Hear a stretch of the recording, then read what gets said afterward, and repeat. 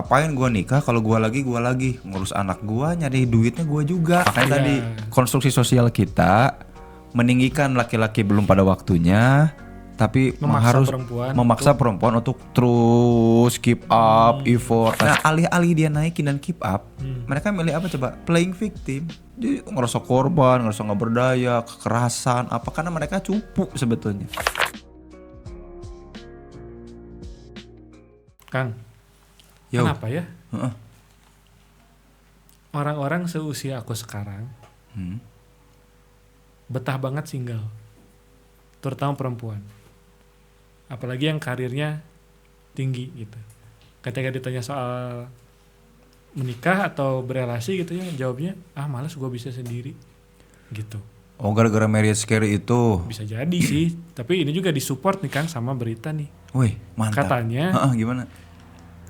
studi dari Morgan Stanley itu mengestimasikan bahwa di tahun 2030 45% perempuan berusia 25 sampai 44 tahun lebih memilih untuk menjadi single dan tidak punya anak katanya. Alasan utamanya adalah ambisi profesional, profesi, financial independence, dan perubahannya norma sosial. Gitu tuh katanya.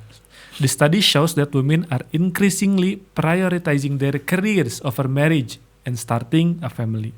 This shift could change the traditional family structure, with more couples choosing not to have children.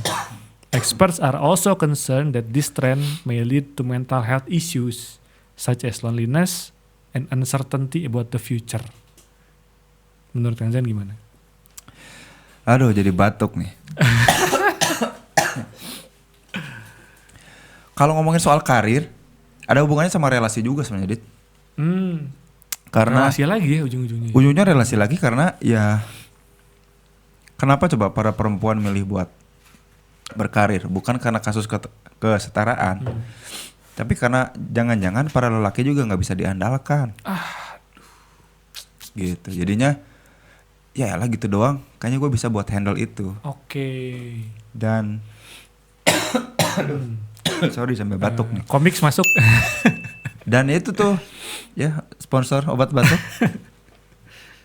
Dan itu tadi orang yang kemudian kesulitan banget buat terutama gini ya, dalam menjaga kesetaraan dalam relasinya. Dalam pernikahannya. Apalagi sekarang gugat cerai itu 80% oleh perempuan. Dari 80% itu 60%-nya karena ekonomi.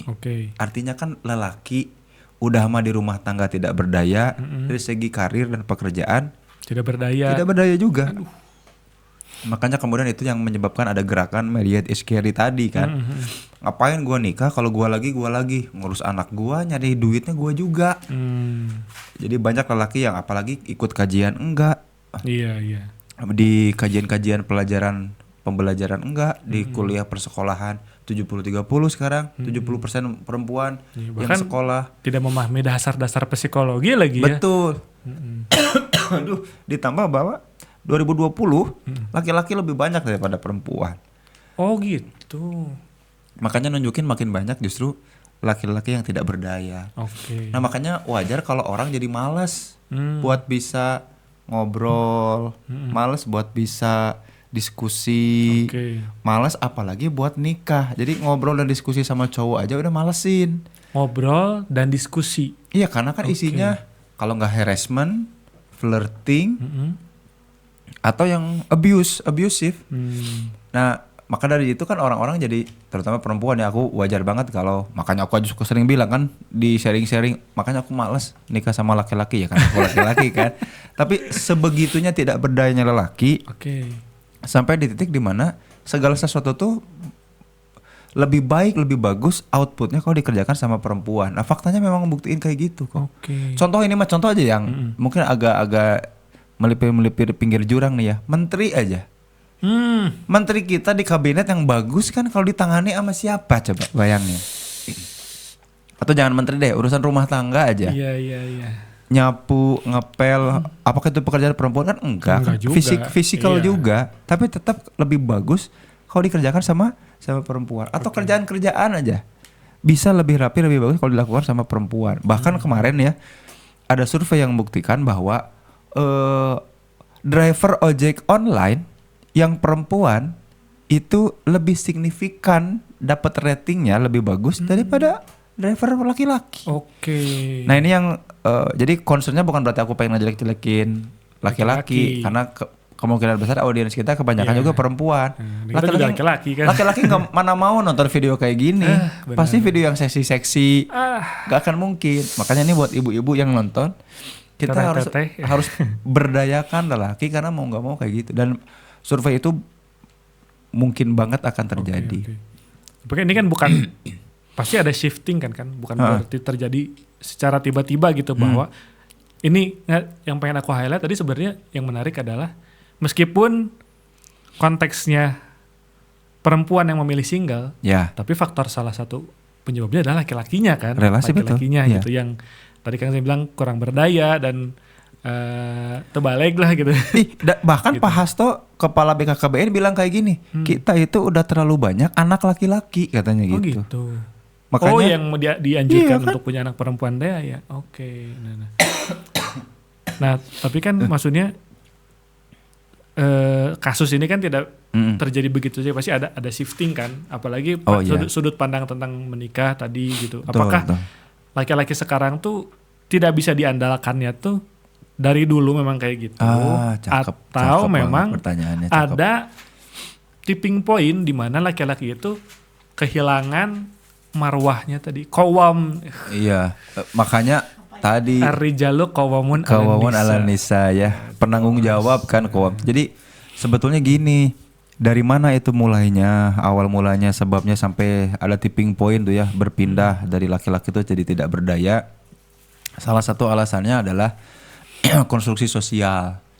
Jadi laki-laki yang diandalkan, laki-laki yang apa, nah tapi diandalkan tanpa intinya gini sih, istilahnya itu ada apa, feedback yang kena yang namanya toxic positivity. Jadi laki-laki itu banyak dipuji, diapresiasi, dikasih kesempatan, tapi tanpa sempat membuktikan apa-apa. Sementara perempuan harus belajar dari bawah, effortful, benar-benar ngebuktiin. Itu juga belum tentu dapat pengakuan di berbagai bidang dimanapun. Nah, konstruksi sosial yang begitu yang dibiarkan juga lambat laun bikin perempuan makin matang dan jago dalam achieving something. Laki-laki makin dimanjakan, nggak achieve anything, nggak gitu. Makanya aku ini sering banget kampanye ini. Yuk kita ganti nama kementeriannya jadi Kementerian Pemberdayaan Lelaki dan Perlindungan Perempuan dan Anak. Karena lelakinya tidak berdaya. Tidak berdaya gitu. Justru perempuan udah terlalu berdaya malah yang kemudian mereka kesulitan untuk ngobrol sama pihak laki-laki karena bawaannya sentimennya gitu terus. Tiap kali diajak ngomong objektif, laki-laki itu bawaannya ayo kembali ke kodrat. Nah, kodratnya apa? Terus juga isu kesetaraan apain sih? Feminis bukan soal feminisnya. Objektifnya bahwa ada bidang-bidang yang harusnya, bagusnya, baiknya itu achieve setara, laki-laki sekarang nggak muncul di situ. Tapi peluangnya malah lebih banyak laki-laki secara sosial. Nah, ini yang perlu didorong kan, di parlemen juga kan dipaksakan sebenarnya 30%. Yang bagus memang orang-orang yang dari perempuan, 30% perempuan. Cuma 30% coba 70%-nya kan laki-laki yang mungkin tidak bertanggung jawab. Nah, kayak gitu. Apa bos? Apa bos? Angka kelahiran itu, proporsi kelahiran itu ngaruh ke situ. Makanya anak laki-laki itu lebih didambakan karena dianggap ngasih legacy. Coba sekarang di tiap jangan di tiap keluarga aku aja. Keluarga aku anak ceweknya 1, sinyanya anak cowoknya kan 2. Iya kan? Nah, banyak orang yang menganggap punya anak laki-laki itu sebagai kebanggaan. Secara nggak langsung loh. Beda. Jadi ada yang anaknya 3 perempuan semua, kayaknya nggak lengkap kalau belum ada laki-laki. Kayak gitu. Nah, makanya Pak Hasto kepala BKKBN bilang kayak gitu. Udah stop, cukup yang laki-lakinya. Soalnya tadi kita masih belum punya blueprint bagaimana laki-laki ini mestinya dididik. Dan konstruksi sosial kita tadi, wadahnya secara sosial itu belum siap buat kemudian betul-betul menjadikan laki-laki dan perempuan setara. Nah, itu yang kesempatannya kan nggak equal tuh ya, betul equal harusnya ya.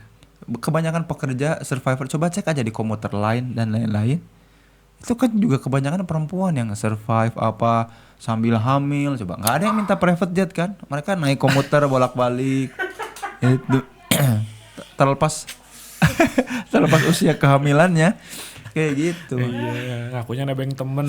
Ngakunya itu Temennya nggak ada. Iya.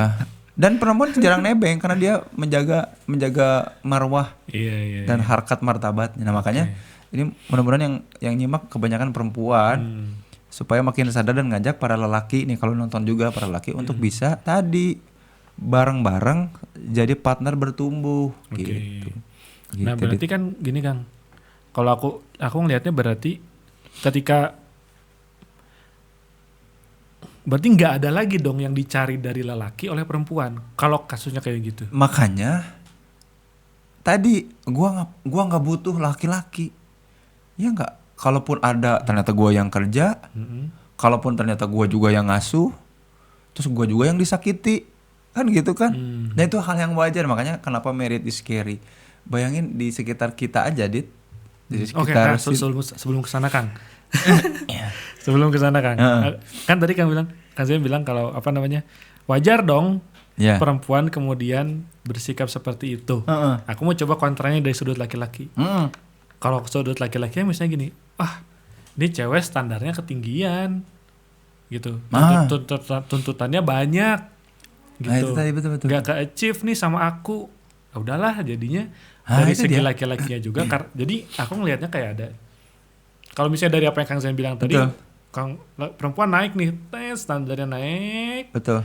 Laki-laki di sini aja, nggak kemana-mana. Tapi dia lihat ke atas, olah ketinggian ini mah, udahlah gue carinya. Tapi tetap nggak kemana-mana, nggak ngapa-ngapain. Nah gitu. Itu dia. Jadi ceweknya yang keep up. Cewek terus makanya tadi konstruksi sosial kita meninggikan laki-laki belum pada waktunya, tapi memaksa perempuan untuk terus keep up, effort. Nah sekarang ada titik di mana perempuan pada di sini nih, skillnya, capabilitiesnya, reliabilitiesnya bisa diandalkan banget tuh perempuan tuh. Laki-laki enggak. Nah alih-alih dia naikin dan keep up, mereka milih apa coba? Playing victim. Oke. Selain playing victim, ya gaslighting. Dia ngerasa korban, ngerasa nggak berdaya, kekerasan apa, karena mereka cupu sebetulnya.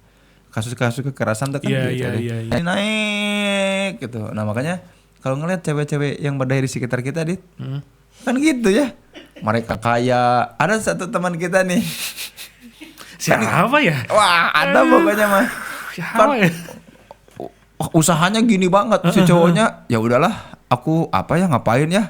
Aduh. Aku ternak ayam gitu ya. Ya kan nggak masuk gitu. Jadi nggak bisa keep up. Nah dia malah blaming, ya playing victim sama blaming others. Ya lu sih terlalu pinter, lu sih sekolah S2 lah. Kan semua orang juga berhak melakukan itu. Nah makanya tadi konstruksi sosial kita nggak ngajak ke arah situ, sayangnya gitu. Oke. Nah. Contohnya banyaknya dari cowoknya malah agresif. Ya karena nggak bisa bersaing, mereka malah marah, ngandelin ototnya. Karena gitu. ini juga kealaman pribadi yang aku Kang. Ya gimana? Ya. Kealaman pribadi nih. Jadi ada ini mah jadi curhat nggak apa-apa ya. dulu. Dan kalau mau tahu cerita lengkapnya juga ada buku aku ya, bisa di. Aduh nggak ada di sini ya. Mana? Nah, buku aku. Dia. Nah, ada kalanya. Sudah terjual 1000 eksemplar. Wih, silahkan bisa dipesan. Oke, jadi aku pernah ada di situasi di mana 6 menit lagi. Kenapa 6 menit lagi? Iya 6 menit lagi. Hah, kenapa emang? Durasinya. Oh, atau masih seru? Iya. Ya, so, curhat. Oke. Lapor aja ini. Oke, siap. Jadi pernah berada di situasi aku mau ngajak nikah seseorang. Oke, tapi kondisi itu kondisi aku saat itu memang aku akui gitu ya. Aku memang tidak punya cukup power gitu. Karena baru resign dari pekerjaan. Power tuh secara finansial. Secara finansial gitu. Ketika aku ajak ternyata dia sudah bersama dengan laki-laki lain. Allah ya kari. Gitu. Nah, tapi ngakunya dia mah masih suka sama aku. Maka itu dipertimbangkan. Oke. Gitu. Tapi pada akhirnya pertimbangannya adalah finansial tadi. Dia lebih memilih orang lain itu karena secara finansial, mungkin secara aspek-aspek yang Kang Zain bilang tadi, dia lebih bisa memenuhi gitu. Tapi yang aku, nah ini mungkin salah aku juga ya. Setelah itu aku jadi benci uang. Oke. Gitu. Karena ngelihat bahwa ternyata dia memilih Value, orang itu karena itu kan. Iya gitu. Yes, Itu salah nggak? Atau harusnya gimana? Nah itu mah nggak ada hubungannya sama konstruksi sosial. Oh nggak ada ya? Itu memang kasuistis dan wajar.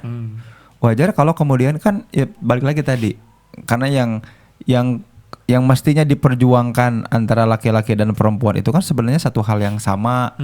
Atau satu hal yang objektif lah, yang bareng-bareng ya. Misalkan kalau memperjuangkan pendidikan ya dua-duanya harusnya punya kesempatan yang sama. Sayangnya kan enggak. Laki-laki lebih didorong buat sekolah, perempuan nggak prioritas kan gitu.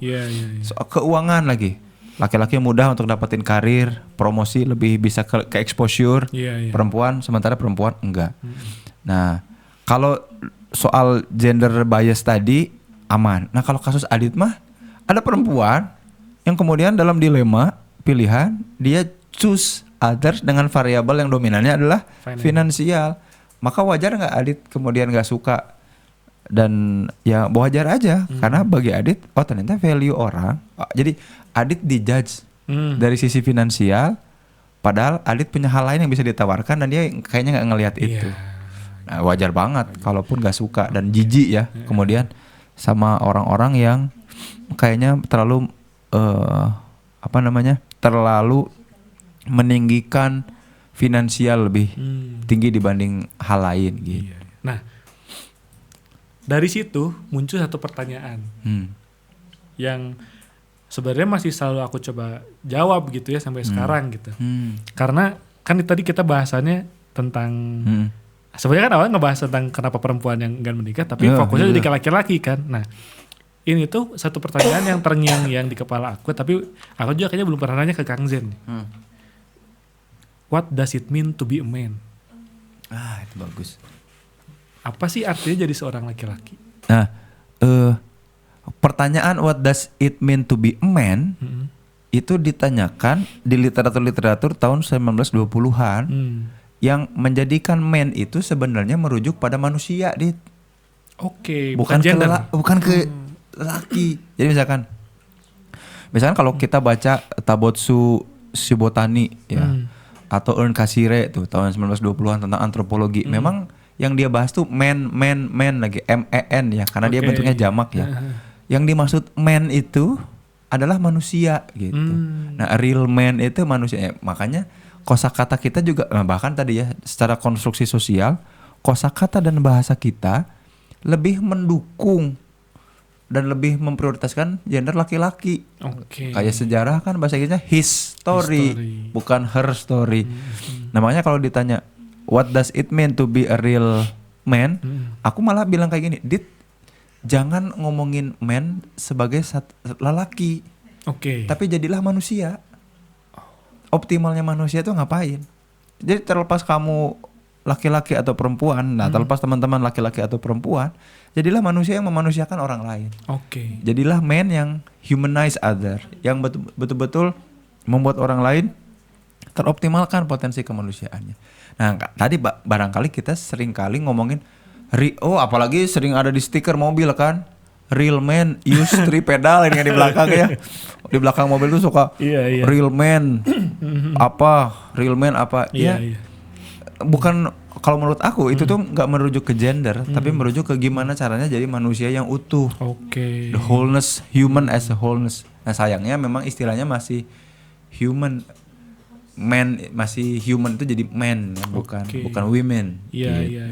Sedangkan pada kenyataannya tadi ya, laki-laki terlalu dipuji-puji, sehingga dia merasa dia berhak, lebih berhak atas segala kebaikan-kebaikan, kenikmatan-kenikmatan di dunia lebih ini diuntungkan daripada perempuan. Padahal yang sebenarnya kita harusnya fokusnya ke menjadi manusia tadi, Kang ya.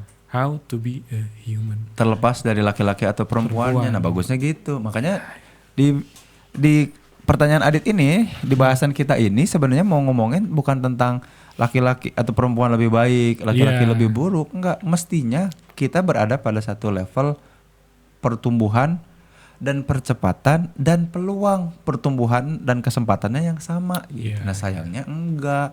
Maka wajar kalau sampai perempuan itu memilih untuk tidak, karena yang bertepuk sebelah tangan, laki-lakinya harus lebih berdaya memang. Mau nggak mau harus keep up. Gitu. Oke.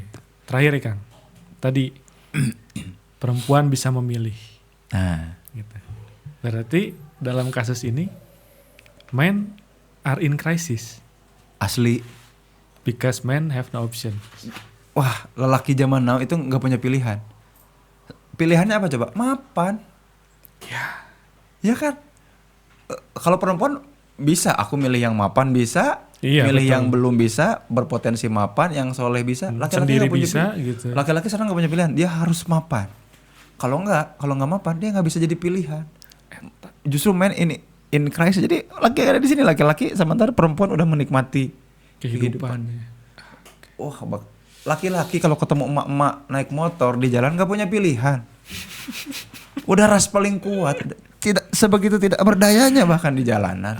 Tak berdaya Luar biasa. bila Tapi harus. juga jatuhnya ketika memikirkan pernikahan teh, jadi nggak ada waktu untuk bertumbuh gitu. Dirinya sendiri mikirinnya teh, yaitu finansial. Iya, otomatis jadi mikirin finansial, Iya. betul kata Bos. Aku juga Kedengeran gitu nggak tapi ya? sebenarnya Bos. Tidak. Sama. Heeh. Oke kalau gitu Kang udah adzan zuhur. Yuk Kita sholat dulu sama makan siang atau? Siap. Iya siap.